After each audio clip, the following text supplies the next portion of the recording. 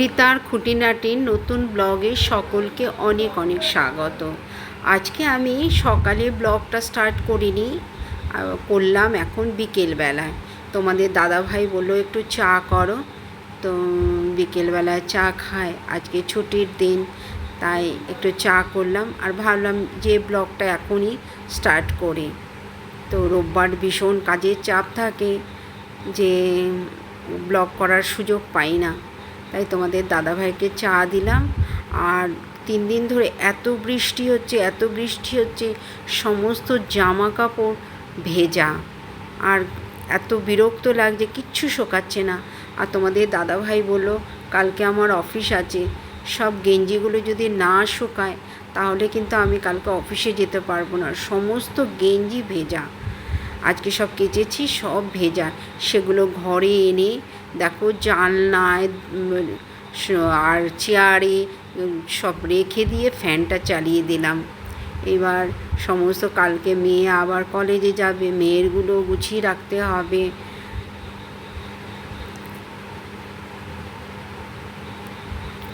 সংসারে কাজ যেন শেষ হয় না, জানো তো। রান্নাবান্না করেও আবার সবার জিনিস ঠিকঠাক মতো গুছিয়ে না রাখলে আবার সোমবার দিন সব চিৎকার চেঁচামেচি শুরু হয়ে যাবে। ওদের জিনিসগুলোকে ঠিকঠাক করে গুছিয়ে রাখছি, কারণ কালকে সকালবেলায় ভোরবেলা উঠেই মেয়ে কলেজে যাবে, হুড়হুড়ি শুরু করে দেবে, এটা পাচ্ছি না ওটা পাচ্ছি না, সেগুলো সমস্ত গুছিয়ে রাখতে হচ্ছে।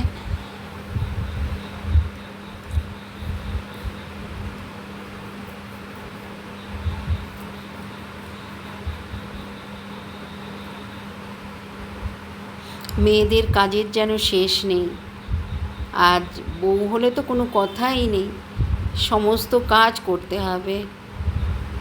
জুতো সেলাই থেকে চণ্ডীপাঠ সব মেয়েদের করতে হয়, ঘরের বাইরের, আবার প্রত্যেকের জনে জনে কাজগুলো করে দিতে হয় বাড়ির বউদের।